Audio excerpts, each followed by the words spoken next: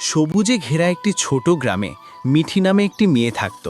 মিঠি খুব হাসি খুশি আর কৌতূহলী ছিল। একদিন সকালে সে বাগানে খেলছিল।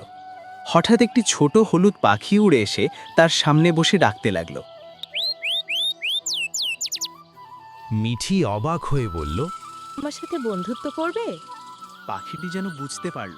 সে লাফিয়ে লাফিয়ে মিঠির চারপাশে ঘুরতে লাগলো। মিঠি ঘর থেকে একটু ভাত আর পানি এনে দিল।